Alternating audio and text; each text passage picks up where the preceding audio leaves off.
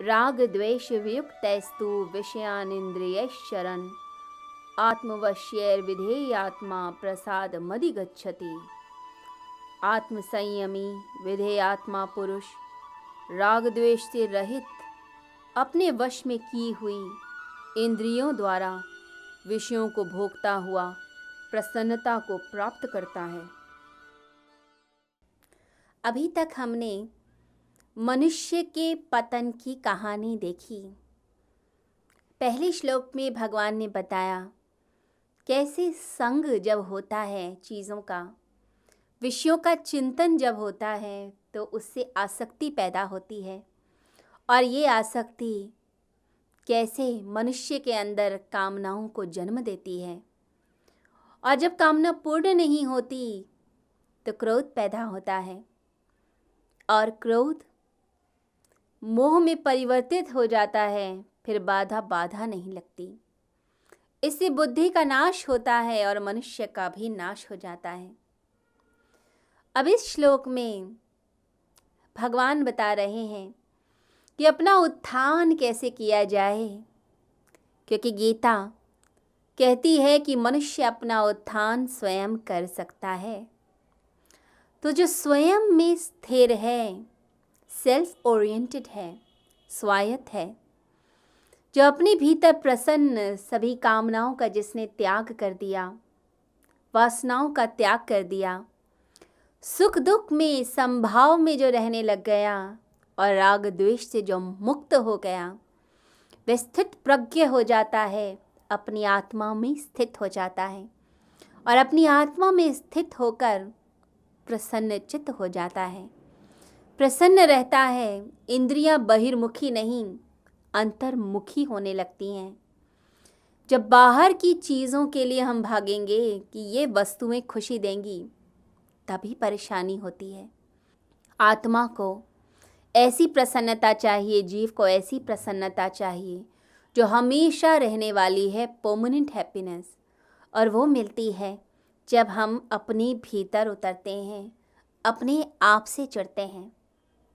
नहीं तो लोग दुनिया में ही घूमते रहते हैं, दुनिया की चीज़ों में घूमते रहते हैं। उनकी खुशी दूसरी चीज़ों पर निर्भर है, उनके मित्र पर खुशी निर्भर है, उनकी खुशी अपने बिजनेस पार्टनर पर निर्भर है, जिसके कारण धन आता है।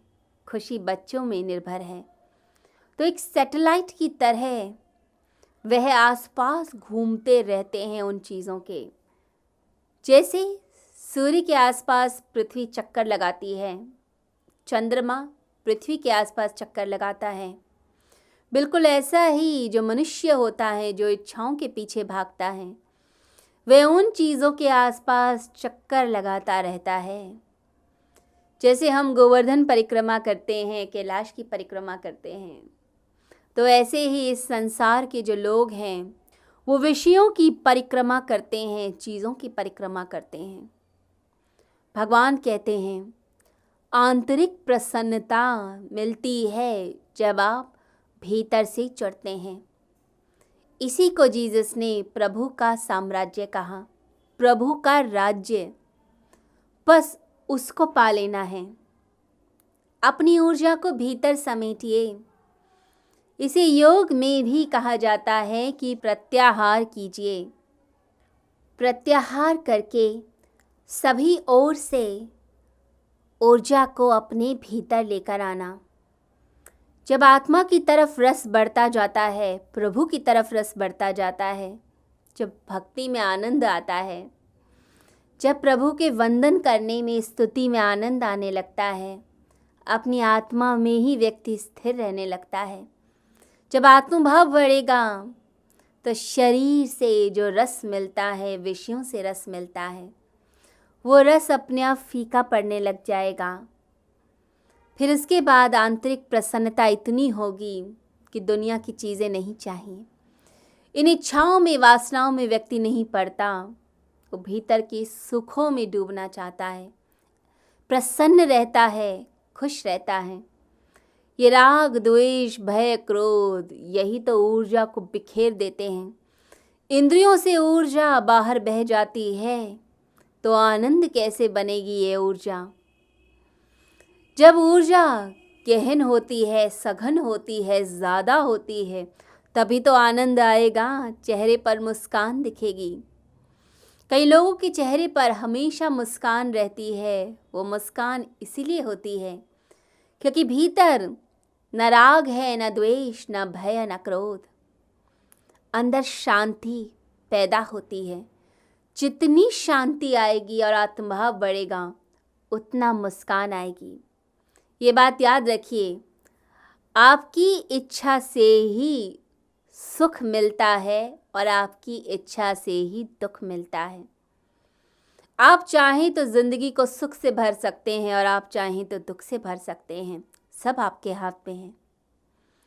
परंतु ये इंद्रियों का जो संयम है, इसे लादा नहीं जा सकता, थोपा नहीं जा सकता।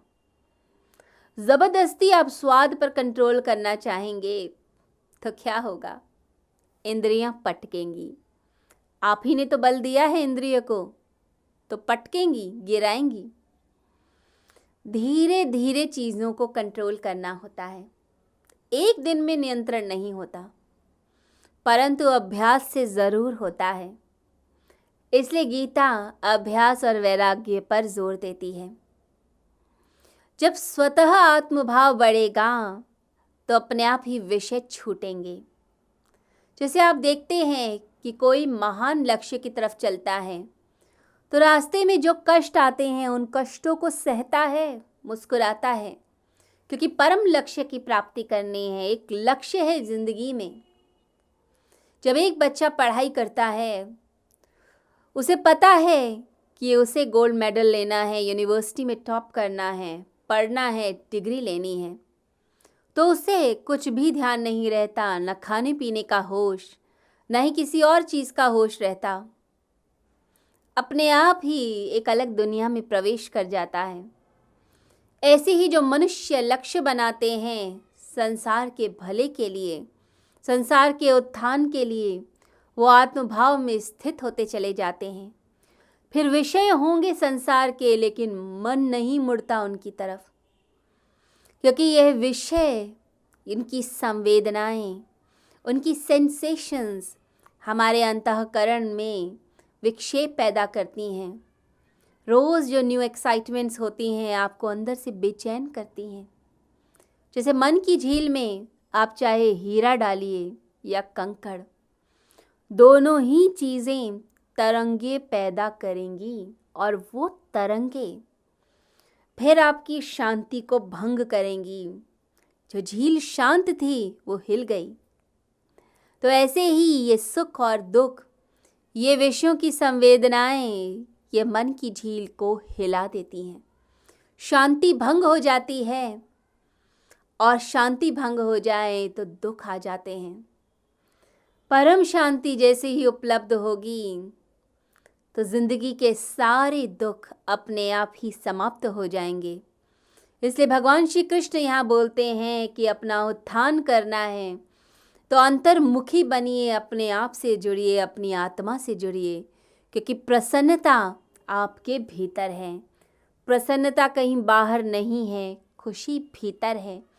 भीतर इसको ढूंढिए, शांति को, आनंद को, प्रसन्नता को, और अपनी ज़िंदगी को सार्थक बनाइए।